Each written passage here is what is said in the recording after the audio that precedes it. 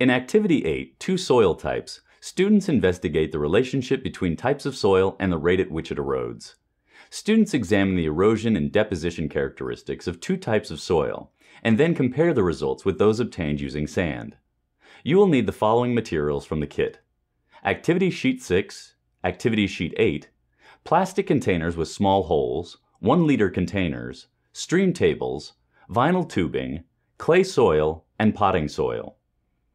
You will also need to provide items to elevate stream table, metric rulers, newspaper, and tap water. To prepare for the activity, make a copy of Activity Sheet 8 for each student. Students will also need their completed copies of Activity Sheet 6.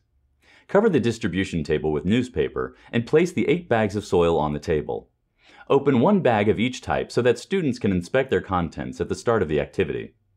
Each team of 4 will need their stream table, a bag of either clay soil or potting soil, a plastic container with a small hole, 2 1-liter containers, a length of tubing, a metric ruler, items to prop up their stream table, and some tap water. To begin the activity, gather the students around the distribution table for a demonstration. Show the 2 types of soil that they will use for this activity, clay soil and potting soil. Ask students, how are these materials different from each other? Invite students to describe the texture, particle size, and color of each material. Then ask students, how do you predict water will erode these 2 materials? Will the results be different from those obtained using sand? The students will probably predict that water will erode the materials at different rates. They may guess that since the soil particles are lighter than the sand particles, they will be more easily eroded. Next, distribute a copy of Activity Sheet 8 to each student. Invite the students to inspect the 2 different types of soil at the distribution table and to predict which soil sample will erode the most. Have the teams retrieve their stream tables and distribute 2 1-liter containers, a plastic container with a small hole in the bottom, a metric ruler, and a length of tubing to each team. Assign half of the teams to one type of soil and the other half to the other type of soil. Then have the students pour a bag of the appropriate soil into their stream tables. Instruct them to smooth the soil in each table so that it ends 2 rows of squares away from the end of the table. Next, tell each team to attach one end of the tubing to their table and let the other end hang down into the 1-liter receptacle on the floor. Have students moisten the soil, smooth it out again, and trace a shallow meander from the top of the stream table to the bottom. Then, elevate the end of the stream table with soil 4 centimeters.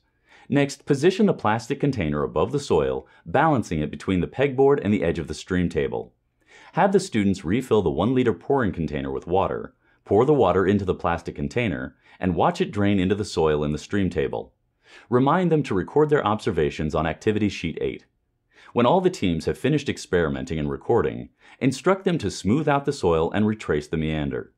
Guide teams to exchange stream tables so that everyone has a chance to experiment with the other type of soil. Instruct them to repeat the procedure and record their observations on Activity Sheet 8.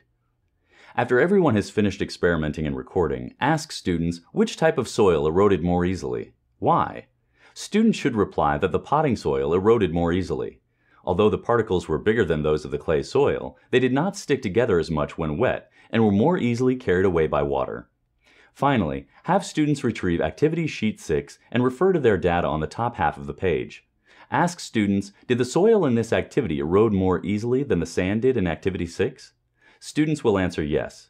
Then discuss deposition characteristics of the materials by asking, of the 3 materials tested, which was deposited closest to the origin of the stream? Which was deposited the farthest away? Why? Students' results should indicate that the sand settled first, followed by the potting soil, then the clay soil.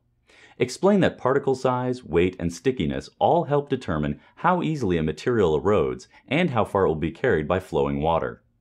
Because the clay soil particles were smaller than the potting soil particles, they stuck together and so were heavier and not as easily eroded.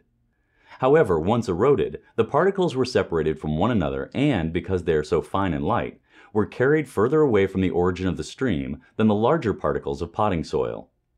To conclude the activity, have students drain the stream tables and discard the water. The soil should be disposed of outside as it will not be needed again in this module.